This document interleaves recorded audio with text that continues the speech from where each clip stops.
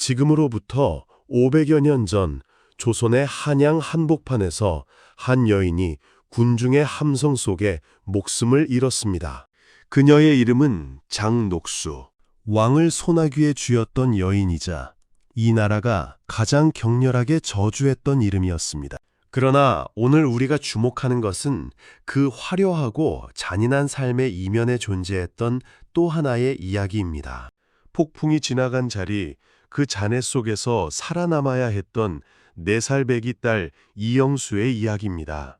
어머니는 권력의 정점에서 처형되고 아버지는 왕좌에서 쫓겨났으며 자신은 존재 자체를 지워야 했던 아이.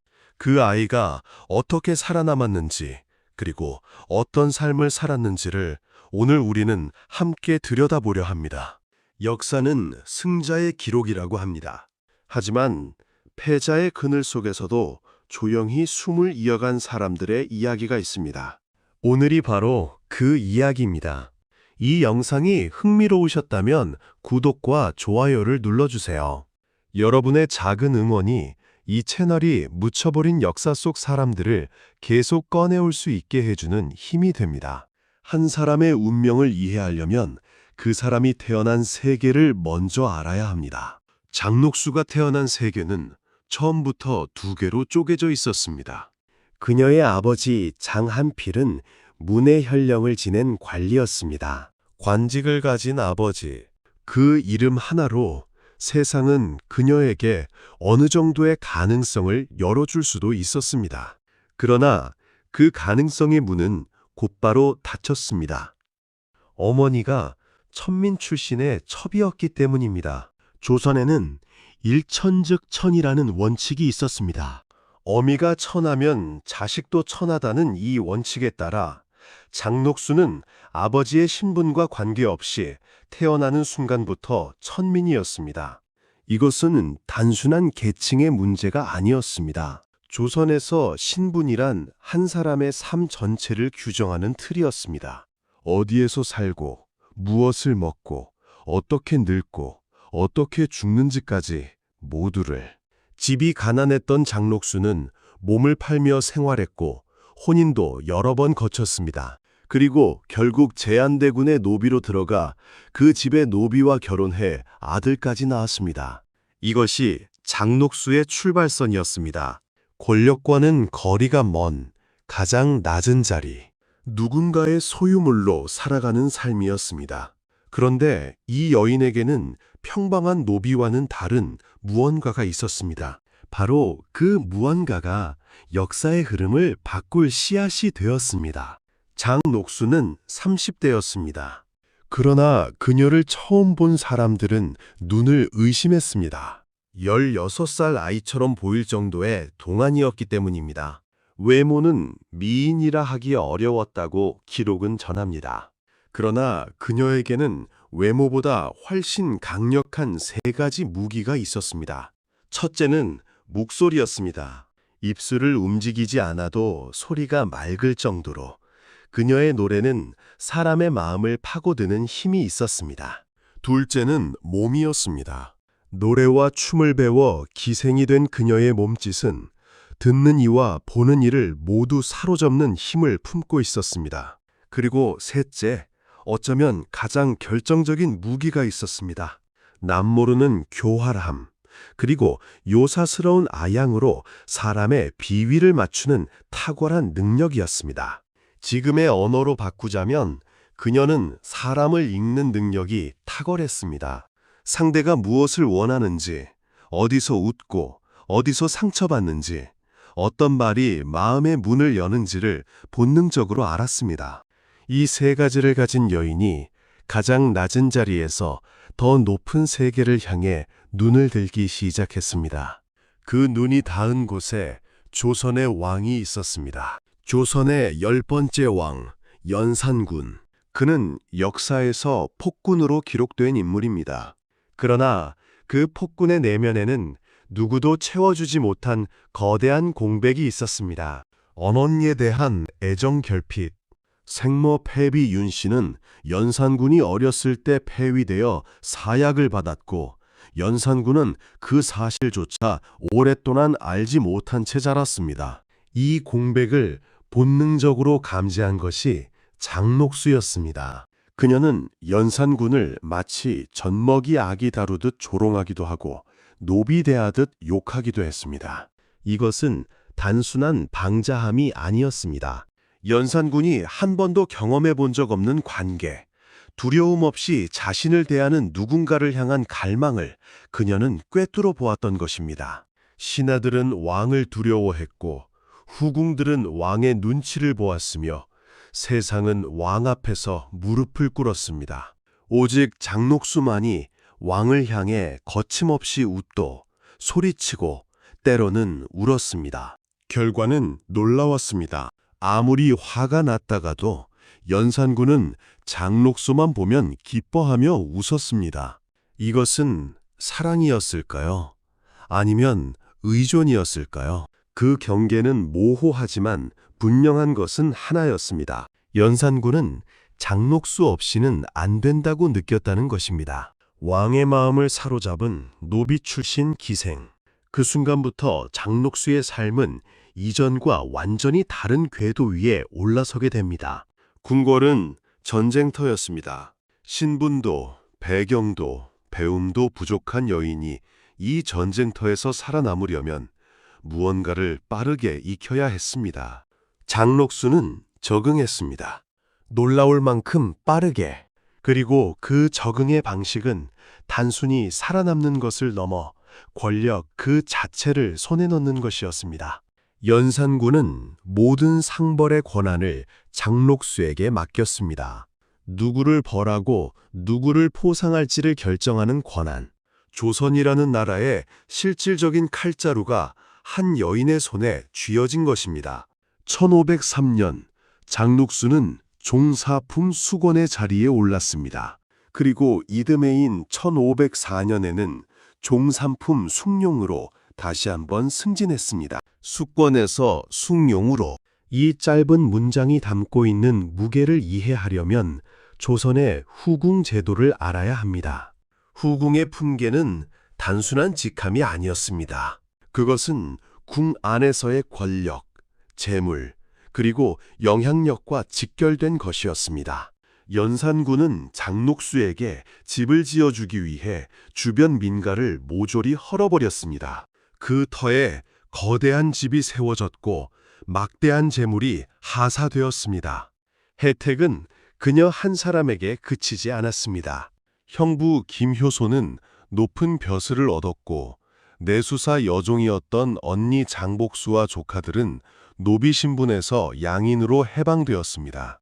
누군가의 소유물이었던 여인이 이제 다른 누군가의 운명을 바꾸는 사람이 되어 있었습니다.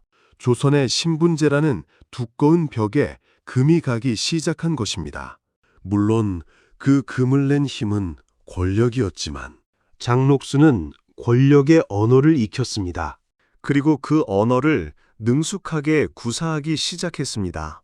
때로는 은혜로, 때로는 공포로. 이제 장녹수는 정점에 서 있었습니다. 천민으로 태어나 노비로 살았으며 몸을 팔며 연명하던 여인이 나라의 권력을 쥐고 있었습니다. 이것은 단순한 입신 출세의 이야기가 아닙니다. 조선의 신분 질서라는 철옹성을 개인의 능력과 기회로 뚫고 올라간 어쩌면 전무후무한 사례였습니다. 그러나 권력이 인간을 얼마나 빠르게 변질시키는지를 장녹수의 이후 행적은 냉혹하게 보여줍니다.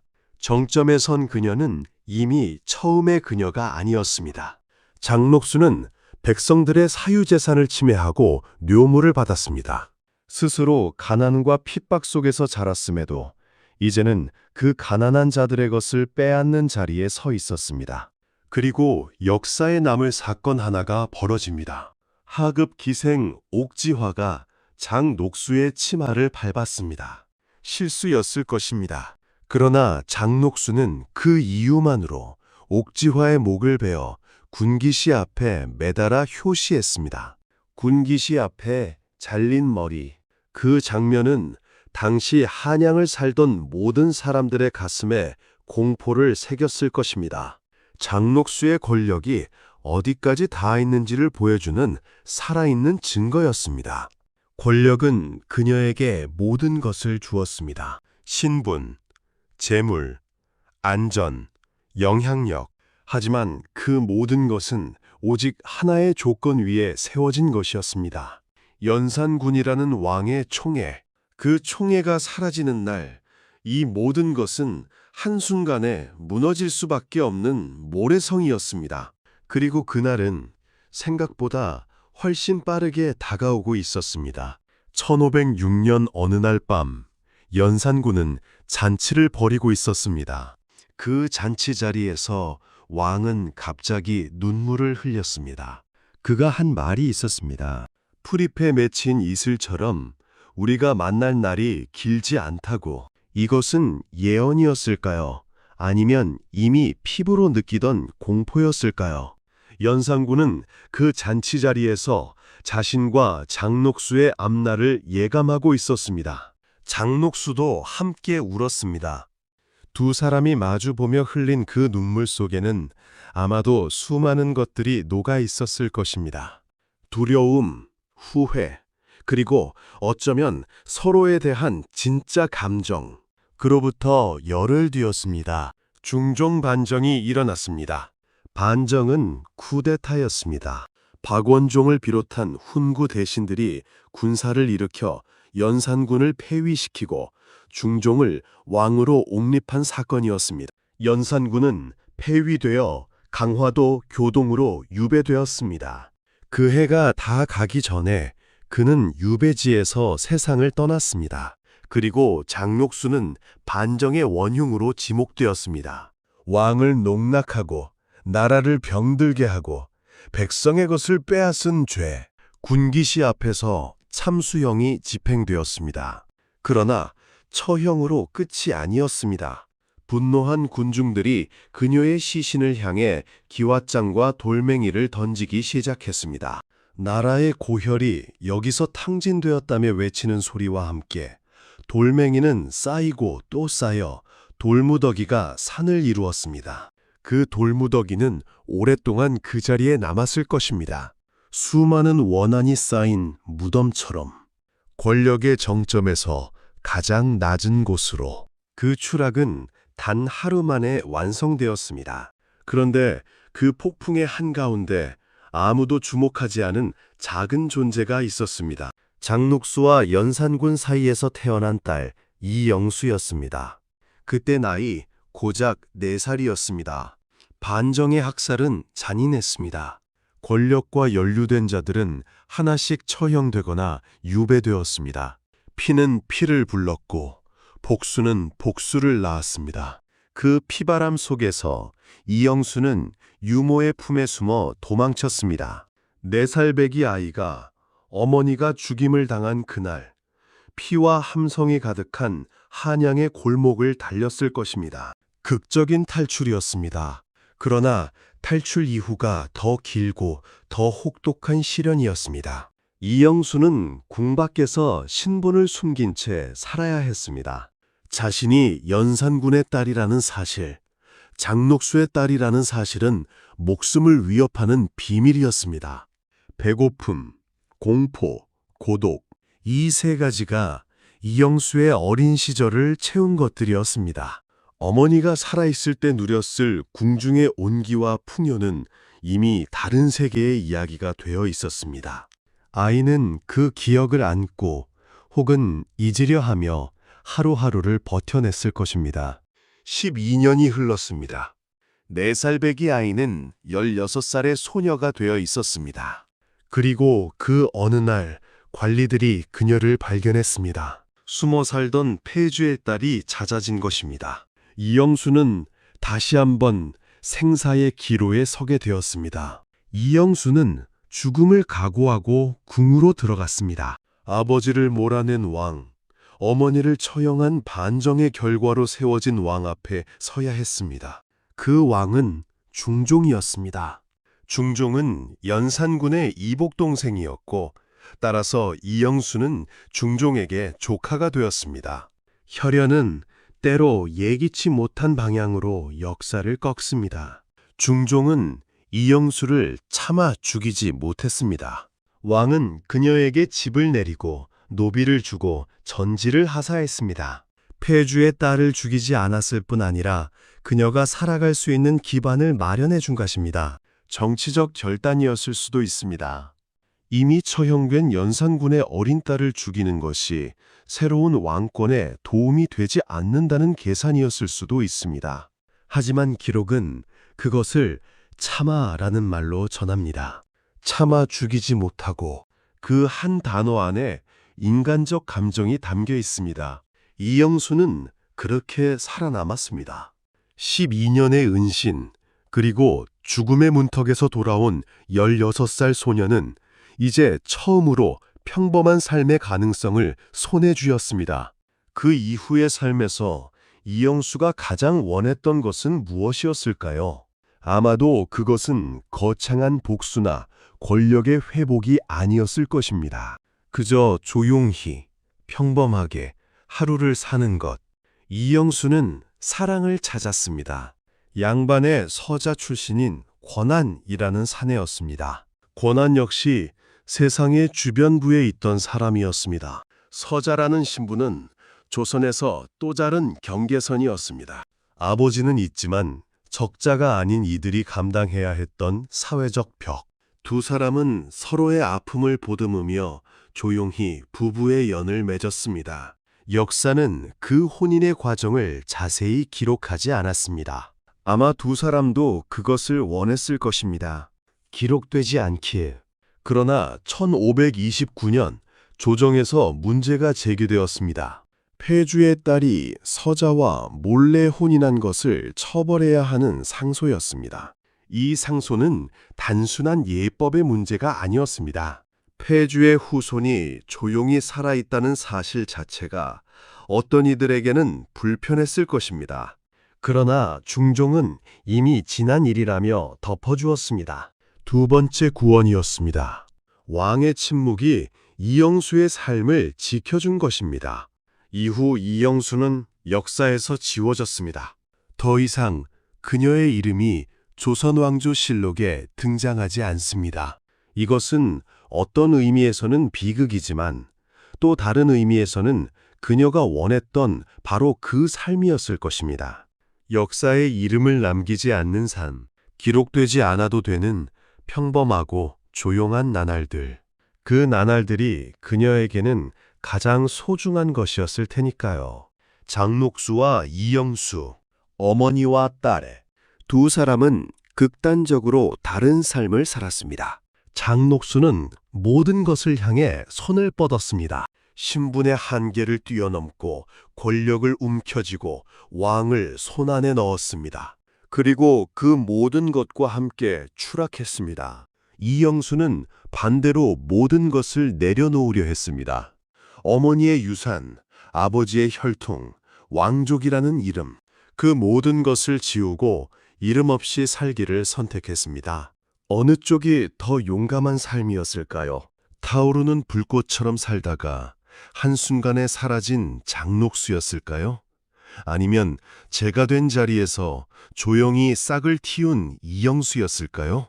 역사는 장녹수를 기억합니다. 악녀로, 간신으로, 나라를 망친 여인으로. 그러나 그 기억 안에는 아주 낮은 곳에서 출발해 아무도 상상하지 못한 자리까지 올라간 한 인간의 이야기도 있습니다. 이영수는 역사가 기억하지 않습니다.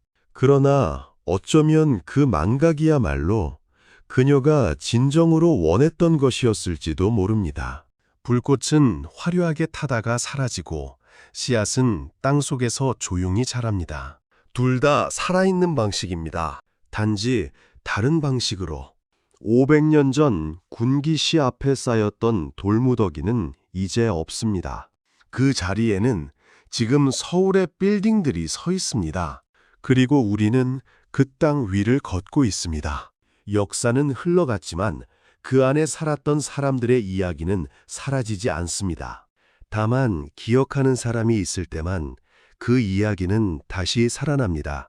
오늘 이 영상을 끝까지 보아주신 여러분 덕분에 장록수와 이영수는 오늘 다시 한번 살아났습니다. 그것으로 충분합니다. 본 영상은 조선왕조실록 및 역사 기록에 근거한 사실만을 바탕으로 제작되었습니다. 임의로 창작된 역사적 사실은 포함되어 있지 않습니다.